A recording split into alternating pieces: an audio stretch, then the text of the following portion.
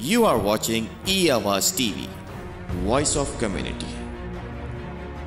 जी साहब, अस्सलाम वालेकुम वरहमतुल्लाहि वबरकात। जैसे ही मैंने आपके साथ प्रॉमिस किया था कि आज आपकी मुलाकात मैंने करवानी है जनाब lieutenant general retired Khalid Lodhi sahab से, डिफेंस एनालिस्ट हैं पाकिस्तान में। It's very late now. उनका बहुत शुक्रिया कि आप मेरे साथ शामिल हैं। सर अस्सलाम वालेकुम, कैसे हैं आप? बहुत शुक्रिया जी, मैं बिल्कुल ठीक हूँ आपकी दुआ से। Thank you very much. आपका सबसे पहले तो बहुत शुक्रिया कि आपने अपनी गोनागो मसरूफियत में से टाइम निकाला और टोरंटो के लोगों से बात करनी चाहिए। सर उसमें ये होता है कि आजकल तो किसी से भी मशवरा लिया जाए तो मेरा ख्याल हर इंसान ये कहता है कि मुझसे बेहतर और कोई जानता ही नहीं, मगर बाज़ औक़ात मैं भी जब चंद सवाल करती हूँ तो उसमें रेपिटिशन होती है मुख्तलिफ लोगों से कि मैं हर इंसान का स्टैंस उस मामले पे लेना चाहती हूँ। आज क्योंकि आप मेरे साथ हैं और रिसेंटली अल्हम्दुलिल्लाह पाकिस्तान अल्लाह करे कि तरक्की की राह पर गामज़ान रहे, आमीन सुमा आमीन। पाकिस्तान में हमारा आर्मी चीफ नए उनकी अपॉइंटमेंट हो गई अल्हम्दुलिल्लाह, और दोनों नाम बड़े अच्छे हैं। और जैसा प्रॉमिस किया जा रहा था कि उनकी क्वालिफ़िकेशंस पे टॉप जो उसके लिए क्वालिफाई करता है वही आएगा अल्हम्दुलिल्लाह। सर मेरा जनरल बाजवा साहब ने अपना लास्ट एड्रेस जो किया, मेरे उस पे दो एक सवाल आपके साथ हैं। उन्होंने एक बात तो ये कही कि आर्मी से कुछ, हमसे नॉट आर्मी से, हमसे कुछ गलतियां हुई, और मगर हम जनवरी के बाद से बिल्कुल हम एक साइड पे हो गए थे और this is all by the political parties. मगर सर आज के दौर में जब टेक्नोलॉजी और व्हाट्सएप और सोशल मीडिया इतना एक्टिव है और अनफॉर्चुनेटली इदारे के अंदर से ही बाज़ लोग वीडियोस और शॉर्ट्स को बाहर भेज रहे हैं, तो वो आम आदमी को शक में मुब्तला करता है। और आपको पता है जब शक होता है तो इंसान अपने आप पे भी शक करना शुरू कर देता है। तो उन्होंने ये लफ्ज़ कहा कि आर्मी जो है हमसे गलतियां हुई मगर हम इन्वॉल्व नहीं किसी पॉलिटिकल मैटर में। मगर उन्होंने ये नहीं, काश वो ये कन्फेस कर लेते कि जो रजीम चेंज हमने कराया था दैट वाज आवर मिस्टेक। क्योंकि यस वो जनवरी से न्यूट्रल हो गए थे, मगर अप्रैल में आके जब रजीम चेंज होता है, आम आदमी का सवाल है कि रात के 12 बजे कौन सी तीसरी पार्टी थी जिसने अदालतें खुलवा ली? कौन सी तीसरी पार्टी थी कि इमरान खान साहब के रेजिडेंस के बाहर वो लोग पहुंच गए? तो इसके बारे में कुछ फरमाएंगे आप कि उन्होंने हर चीज को इबहम में क्यों छोड़ दिया और अब तो इससे कहानी और अफसाने बनेंगे? जी जी पहली बात तो ये है कि आपके सवाल जेन्युइन है और मेरे ख्याल किसी भी लॉजिकल ज़हन में उठती हैं ये बातें। एक तो उन्होंने फरवरी का जिक्र किया था कि हमने फरवरी में ये फैसला किया कि हम न्यूट्रल हो जाएंगे या इसमें हिस्सा नहीं लेंगे। तो इसमें जो मेरी समझ में आता है, अगर मिसाल के तौर पे मुझे जस्टिफाई करना हो जनरल बाजवा का कि उन्होंने ये सही कहा है और वाकई वो फरवरी से न्यूट्रल हो गए थे, तो फिर एक ही चीज़ मेरी समझ में आती है, और वो जस्टिफिकेशन दुरुस्त है या गलत है ये मैं आप पर छोड़ता हूँ, आपके नाज़रीन पर छोड़ता हूँ, आपके सामीन पर छोड़ता हूँ, मैं उसमें नहीं आता। ऐन मुमकिन है कि उन्होंने फरवरी से पहले ये सारी बातें अरेंज कर ली हों जिनका आप जिक्र कर रही हैं। अगर या फिर ये कि ये भी रजीम चेंज तो इस तरीके से भी हो सकता है कि आप आपके कहने पे जो पार्टियां इमरान खान के साथ जुड़ी हुई थी उनको आप कहें जी अब आप हमसे ना पूछिएगा, आपने जो करना है कर रहे हो, पीछे हट जाए, और ये सारा काम फरवरी से पहले हो गया हो। इसका जो इतलाक है वो अप्रैल में हुआ हो, जैसे वो मिफ्ता साहब कहते हैं कि जी ये नैब के सारे कवानीन हमें फौज ने कहे थे, तो हो सकता है उनको जनवरी फरवरी में ये लिस्ट दे दी हो कि भी ये कवानीन आप चेंज करें। अब ये मैं जस्टिफाई करने की कोशिश कर रहा हूँ और पूरी स्ट्रेच कर रहा हूँ अपनी इमेजिनेशन को जितना मेरे ज़हन में हो सकता है, क्योंकि मैं ये नहीं कह सकता और मैं कहना भी नहीं चाहता कि फौज का सिपह सलार 4 स्टार कोई गलत बयानी से काम कर रहे होंगे। तो मैं ये कहूंगा कि उन्होंने जो कुछ कहा है मैं फेस वैल्यू पे उसको दुरुस्त मानता हूँ, और फिर मैं जस्टिफाई करने की कोशिश कर रहा हूँ कि फिर ये ऐसे हुआ होगा। इमरान खान साहब ने भी एक बात आपने सुना, जरूर सुनी होगी, उन्होंने कही है कि चले अगर उन्होंने रजीम चेंज नहीं किया तो कम से कम इसको रजीम चेंज होने से बचा तो सकते थे। यानी कि इमरान खान चाह रहे थे कि भी वो इन पार्टियों को कह तो सकते थे भी उधर ना जाओ इधर रहो ये बात अलग है। अब मैं एक एक सवाल मेरे ज़हन में जो आता है वो ये साफ ज़ाहिर है कि जनरल बाजवा साहब अपने आप से पूछ सकते हैं या आप लोग इस पर गौर कर सकते हैं। मिसाल के तौर पे खराबियां हो रही थी इमरान खान के दौर में, करप्शन थी, कोई ठीक नहीं थी मईशत, जबकि हमें जितने इशारिये मिल रहे हैं मईशत के वो तो ऐसे ही लग रहा है कि ठीक है। उन्होंने ये जो फ्री मेडिकल का ये कोई मुल्क नहीं कर, बहुत कम मुल्क है, मुझे नहीं पता अगर कोई ऐसा मुल्क है जिसमें सारे सिटीजन का मेडिकल फ्री हो, जरूर होंगे, बड़े बड़े ऑपरेशन लोगों ने कराए दौरान, और भी कोई चीजें हैं, बार उसको छोड़ दें। अगर वो खराबी चलने देते तकरीबन 1 साल और या जितना भी टाइम बनता था, उसको इसके साथ कंपेयर करें जो कुछ हुआ कि ये रजीम चेंज होने के बाद जो कुछ हुआ, तो अगर उन्होंने ये फैसला करना ही था, मेरे ख्याल में, मैं गलत हो सकता हूं, तो उसके टाइमिंग गलत उन्होंने चुने। टाइमिंग होने चाहिए थे कि जब ये इनका टेन्योर करीब होता, पूरा होता, तब वो पीछे हटते और कहते इसके बाद अभी हमारा कोई नहीं है, तो ये क्या फर्क पड़ता था, ये इंस्टेबिलिटी ना होती, थोड़ी मीशत और खराब हो जाती, इतना मामला ना मचता, इतना प्रॉब्लम ना होता, मेरे ख्याल। अब लेकिन ये हाइंडसाइट है, आज ये बात कही जा सकती है, अदरवाइज शायद उस वक्त ना कही जा सकती। तो मेरे अपने ख्याल में जो कुछ वो कह रहे हैं वो ठीक कह रहे हैं, मामला पहले से हो सकता है सारे ये सेटल हो गए हों जिनकी बातचीत कर रहे हैं आप और मैं, लेकिन ये मेरा एतराज जरूर है कि टाइमिंग्स के लिहाज से जो मर्जी मुझसे बहस कर ले, this was a wrong selection of time. आपने सही कहा, मगर अगर हम पीपल्स पार्टी या पीडीएम की तरफ देखते हैं तो वो हर बात में ये कह देते हैं, भी उन्होंने आप ये कहा कि नैब के कवानीन में तरमीम हुई तो उन्होंने करवाई है, जिस चीज़ का भी आप तस्करा सुन लें पीडीएम वाले ये लफ्ज़ कह रहे हैं। इमरान खान साहब ये कहते हैं कि, तो मुझे गम इस बात का है कि क्या वजह है कि आर्मी और जनरल साहब इस हद तक इन्वॉल्व हुए और अब ये फैसला होने से 2 दिन पहले उनकी पर्सनल टैक्स इंफॉर्मेशन लीक हो जाती है। आर्मी में क्या ख्याल पाया जाता है कि जनरल जो हैं वो जिनका काम internal and external security of Pakistan है और एक गरीब मुल्क जहाँ पर लोगों की जो सूरत हाल है, एक जनरल जिसके डिक्लेयर्ड असासाजात, बेशक वो आधा पेज है या हाफ इंफॉर्मेशन है, अरबों में पहुँच जाएं और वहाँ आम आदमी को जीने की, आज तक तो पहले जागीरदार करप्ट था, फिर पॉलिटिशियन हुआ, and I think he is the first army general having this much assets. इसके बारे में कुछ फरमाएंगे? जी, पहली बात तो ये कि पहली बात तो ये कि अगर कोई स्टेटमेंट हो, एक तरफ मिफ्ता साहब की हो, एक तरफ आर्मी चीफ की हो, तो I am constrained to believe the army chief, लेकिन इसको मैं यहाँ छोड़ देता हूँ। मेरी मजबूरियां हैं क्योंकि मेरा फौज के साथ अफिलिएशन है और मैं उस अफिलिएशन से निकल नहीं सकता, मेरा माइंड सेट है, तो इसलिए मैं अपनी वो कोताही मानता हूँ। ये जो आप बात कर रही हैं असासों वाली, इसमें जो एक्सप्लेनेशन दी गई है मैं सिर्फ वो दोहरा देता हूँ क्योंकि साहब जरा मुझे भी नहीं पता कि ये कैसे मामला है। वो बात ये है कि इनके जो फादर इन लॉ है वो भी एक जनरल थे और काफी उनके पास भी जायदाद वगैरह थी जो उन्होंने हाल ही में अपनी बच्चियों के नाम की है, मेरे जो शनीद में आया, इसीलिए ये सासे इतने बड़े हैं और उसकी बुनियाद पर अगर उन्होंने और किया है तो ये इन्वेस्टिगेशन होने की जरूरत है। तो ये इन्वेस्टिगेशन काफी नहीं है कि जी ये लीक क्यों हुई, ये तो एक अलग बात है, लेकिन ये चेक करना भी जरूरी है कि ये असासे किधर से आए, और वो अगर उन्होंने डिक्लेयर किए हैं तो आई एम श्योर कि उनके पास सारा ट्रेल मौजूद होगा। फौजी आदमी ऐसी गलती कम ही करेगा, मेरे ख्याल में गलती किसी से भी हो सकती है कि वो असासे डिक्लेयर कर दे और ये ना पता हो कि वो आए किधर से। एक चीज मैं इसमें ऐड करना चाहूंगा, मेरे ख्याल में जब थोड़ा सा ये जो लिस्ट के बारे में और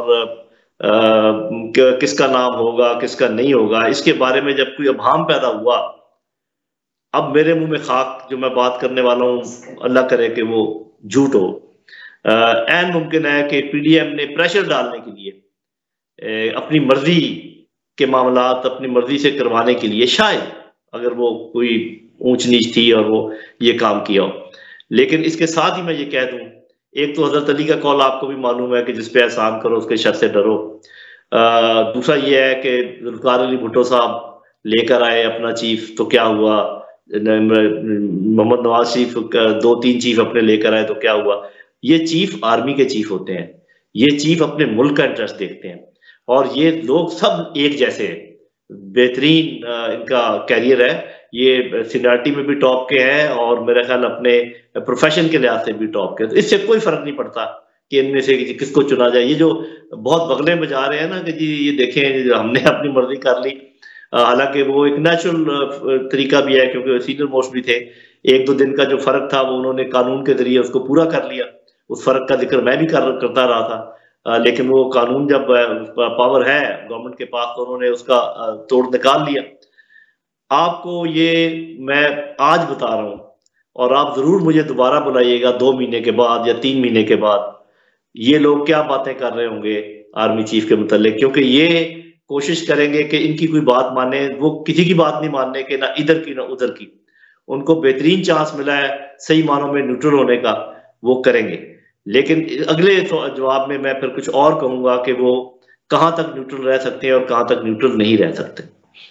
बहुत शुक्रिया, क्योंकि इंटरनल सिक्योरिटी मुल्क की ज़ाहिर है फ़ौज आज बड़ी खूबसूरत एक बात कही जनाब शमशाद अहमद साहब ने। उन्होंने कहा कि अगर गलतियां बिल्कुल आर्मी से हो रही हैं, हुई भी हैं, और उन पे बाजवा साहब ने इंतहा कर दी, मगर अगर ये फ़ौज ना होती ना तो 7 साल भी ना पाकिस्तान रहता। ये फ़ौज ही है जो लेके चलती चली आ रही है।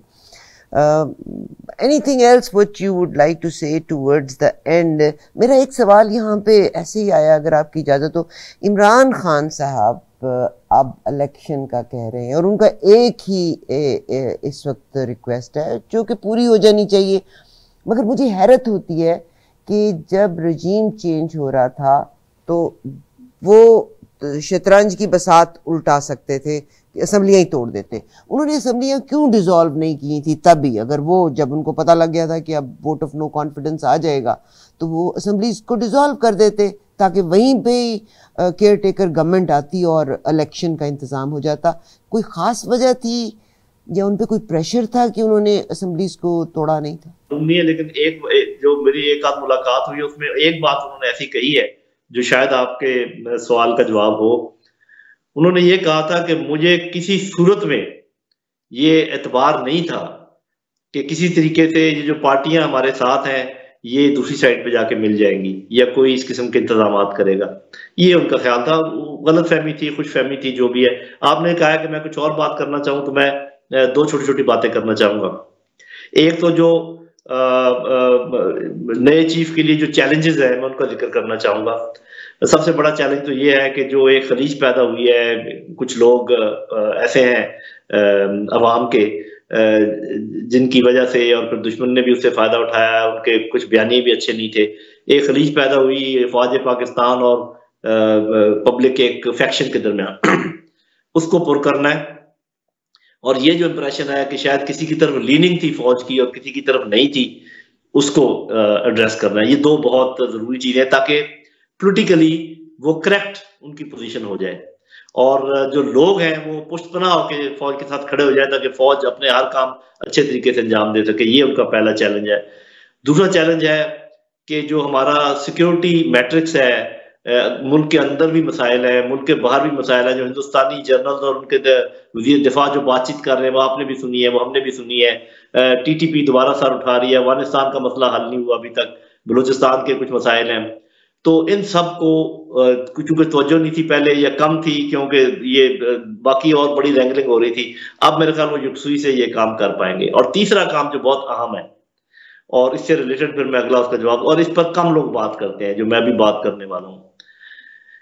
जब आपकी मईशत की ये हालत हो जो कि इस वक्त है, तो फौज की चमक को कायम रखना, इतनी बड़ी फौज को मेंटेन करना, इसके ट्रेनिंग को उस लेवल तक रखना, इनके लॉजिस्टिक और मोराल को उस लेवल तक रखना नहायत मुश्किल काम है।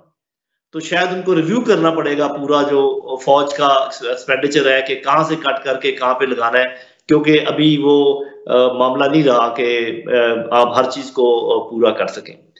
ये 3 बातें मैंने कही है। मईशत की खराबी की वजह से जो प्रॉब्लम है, जो इसका सिक्योरिटी के मसले और जो पॉलिटिकल इम्बैलेंस या वो है।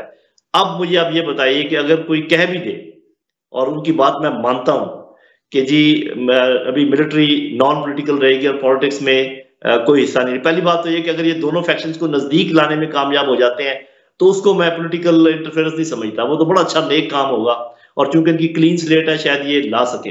लेकिन अगर उनको ये एहसास हो किसी को भी, chief justice of Pakistan, president of Pakistan, chief of army staff, आप, मैं, जिसके पास भी पावर हो, कि जी ये तो अपनी जिद से हटते ही नहीं दोनों, और उसकी वजह से पॉलिटिकल इंस्टेबिलिटी की वजह से इकोनॉमिक इंस्टेबिलिटी है, और इकोनॉमिक इंस्टेबिलिटी की वजह से हमारा जो सिक्योरिटी है वो कॉम्प्रोमाइज हो रही है, और खुदा न खास्ता पाकिस्तान ऐसा ना हो कि इकट्ठा ना रह सके या कोई प्रॉब्लम है। तो आपका क्या ख्याल है कि वो खामोशी से पीछे बैठे रहेंगे कि चलो यार अब चूंकि मैंने कोई काम नहीं करना है, मैंने कोई इंटरफेयर नहीं करना है पॉलिटिक्स में, तो जाने दो मीशत को, जाने दो सिक्योरिटी को, खुदा ना खास्ता। तो ये सिक्योरिटी का ताल्लुक बड़ा गहरा है मईशत के साथ, और मईशत का ताल्लुक बड़ा गहरा है पॉलिटिकल इंस्टेबिलिटी के साथ या स्टेबिलिटी के साथ। तो मेरा ख्याल है कि वो पॉलिटिकल स्टेबिलिटी लाने में पूरी कोशिश करेंगे, और उसको मैं बिल्कुल पॉलिटिकल इंटरफेरेंस नहीं समझता। और अगर ये लोग बात ना आए तो मुझे खदशा है, वो उन्होंने तो कह दिया है कि जी हम कोई इंटरफेयर नहीं करेंगे, मुझे खदशा है कि वो अपने वादे पे कायम नहीं रह सकेंगे। अल्टीमेटली मुल्क के तहफ़्फ़ुज़ के लिए उनको इन्वॉल्व होना पड़ेगा।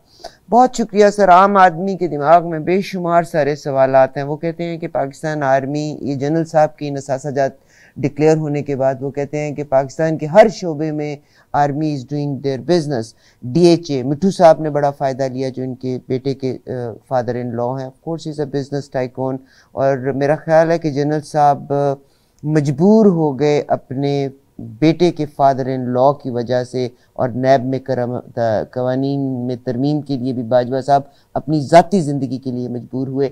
वो कहते हैं जी अगर उन्होंने अपनी स्पीच में इंडिया का रेफरेंस दिया है कि वो आर्मी को किस तरह से ट्रीट करते हैं, मगर वहाँ पे लोगों ने सवाल किया कि इंडिया में आर्मी का ना तो DHA है, ना इवन उनकी जो रॉ भी है, हालांकि ISI is one of the finest institution around the world. वो कहते हैं कि रॉ में तो एक भी बंदा आर्मी से नहीं आता, पुलिस के एक्स ऑफिसर्स जो बेस्ट होते हैं वो हायर किए जाते हैं, मगर पाकिस्तान, अच्छा अब आम आदमी के जहन को मुझे लगता है इतना एंटी कर दिया जा रहा है कि मुझे फिक्र आता है कि ये इदारा जो कि हमारी आंख का तारा है भी, रहा भी। मैं पर अशरफ शरीफ का तो फ्रॉम द डे वन में ये कहती थी कि अशरफ शरीफ, अल्लाह उनको जन्नतुल फिरदौस में जगह दे, फ्रॉम द डे वन उनकी डेथ के अगले दिन से, कि ये this is not by the army, होगी कहीं involvement, but this is done by a politician, by any politicians, by the politicians. तो जी इसमें रॉ के बारे में और ISI को कैसे कमा, आई नो अगर मैं इंटरनेशनल पेपर्स देखती हूँ ISI is one of the finest institution, मगर इस पे आपका क्विक 1 मिनट। इसको फॉल्स फ्लैग कहते हैं, जिसका मुख्तसर ये है कि करे कोई और भरे कोई और। तो एक वो में चीज ध्यान में रखनी चाहिए, साफ ज़ाहिर है कि डिस्क्रेडिट करना आर्म फोर्सेस को दुश्मन का वाहिद एजेंडा, और कोई ना कोई हमारी कमजोरी ही को वो इस्तेमाल करता है जिस तरीके से। तो एक चीज जो है जिसका आपने जिक्र किया, ये DHA और जो इस किस्म के जो आर्मी इन्वॉल्व है ऐसे कंपनीज में, उन चीजों में, तो उसमें मेरा ख्याल है कि फिर ये चीज ऐड कर लेनी चाहिए नए चीफ को कि वो रीस्ट्रक्चरिंग करें फौज की इस तरीके से कि फौज इस किस्म के कामों से बिल्कुल निकल जाए। अभी भी वैसे चूंकि मैं खुद FFC का हेड रहा हूँ और मैं रिटायर्ड होके उसका हेड बना था, वहां पर एक भी सर्विंग ऑफिसर नहीं है, एक भी सर्विंग ऑफिसर नहीं है। सिविलियन इंजीनियर हैं, सिविलियन मार्केटिंग के लोग हैं, सिविलियन जो मशीनें चलाते हैं, वो सिर्फ मैनेजमेंट जो है वो मेरे पास थी और मेरे साथ कुछ और ऑफिसर्स थे। आज भी बहन अगर आप किसी से पूछे कि लोग कहाँ रहना पसंद करेंगे, वो कहेंगे जी DHA में। अगर आप कहें कि आप अपने बच्चों को कहाँ पढ़ाना शुरू चाहेंगे, कहेंगे कैडेट कॉलेज में, हसन अब्दाल में, या कहेंगे कि आर्मी पब्लिक स्कूल में। अगर आप कहें आप अपना इलाज क्या करवाना चाहेंगे, कहेंगे कि जी CMH में।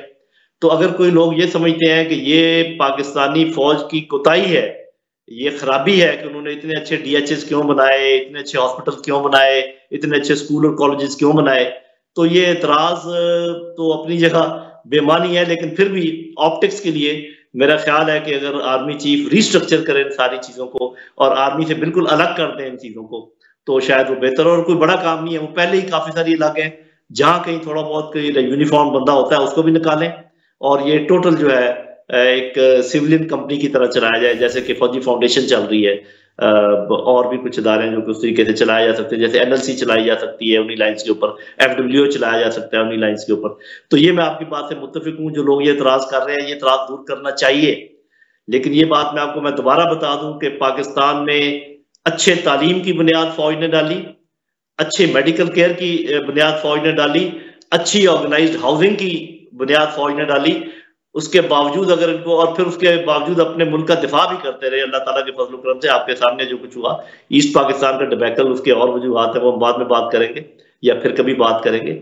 तो अगर नहीं ये बातें पसंद तो ठीक है, और मैं खुद इस चीज का हामी हूं कि जब इतना फ्लैग आ रहा हो, इतनी उंगलियां उठ रही हो, तो आप क्यों उसमें लगातार रहना चाहते हैं?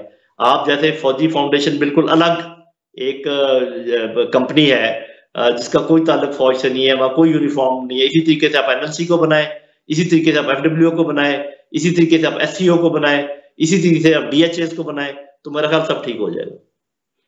आपने आर्मी पब्लिक स्कूल का जब जिक्र किया ना, मैं I am a die hard fan of my Pakistan army and I wish all the best for Pakistan. मगर जो लोग डिफेम करना चाहते हैं, मेरा दिल नहीं मानता। वो कहते हैं, अब यहाँ तक उन्होंने कहना शुरू कर दिया कि आर्मी पब्लिक स्कूल पे पेशावर में जो अटैक हुआ था वो भी आर्मी ने कराया था। Would you mind to say something? My heart bleeds. मैं इतना कहना चाहूंगा कि अगर कोई ये मुझे कहे कि ये जो खुदा ना खास्ता आपके घर में कोई कत्ल गारत हुई है, ये आपने की है, अपने बच्चों को, अपने पोतों को आपने कुछ किया है, तो देखें उसके अंदर जो बच्चे फौत हुए उनमें से बहुत सारे आर्मी ऑफिसर्स के बच्चे थे। उसमें जो टीचर्स शहीद हुई उनमें से बहुत सारी आर्मी ऑफिसर्स की बेगमात थी जो बाद में बेवा हो गई। उसके बावजूद अगर कोई लोग इस किस्म के इल्जाम लगाते हैं तो मैं क्या कह सकता हूँ? इल्जाम लगाना तो बड़ा आसान बात है, यही कह सकता हूँ कि दुश्मन के एजेंडे को आगे बढ़ा रहे हैं। इसमें कोई इंसेंटिव नजर नहीं आता, या अगर मुझे कोई भी बता देना कि इसमें इसकी वजह ये थी, उन्होंने ये काम इसलिए किया कि उसके वो ये नतायज से ये अखज़ करना चाहते थे, ये फायदा उठाना चाहते थे, तो फिर मैं इसके आगे बहस कर सकता हूँ। वरना ये बात लग़व है, ये बात बेबुनियाद है, ये बिल्कुल एंटी आर्मी दुश्मन का एजेंडा है। बहुत शुक्रिया सर, बहुत शुक्रिया। यानी जहाँ पे कोई बात ना मिली तो आपने किसी को गाली दे के खामोश किया। गाली दे के खामोश कराना कोई बहादुरी नहीं है, और मेरा भी दिल यही मानता है कि मैं अपने बच्चे को क्यों खुद हर्ट करूंगी। सर आपका बहुत शुक्रिया हमें टाइम देने का, और इतना लेट टाइम देने का। नहीं, ठीक था, ये वाला टाइम मुझे मंजूर है। सर खुदा, बहुत शुक्रिया। अस्सलाम वालेकुम। वालेकुम अस्सलाम। You are watching E-Awaz TV, Voice of Community.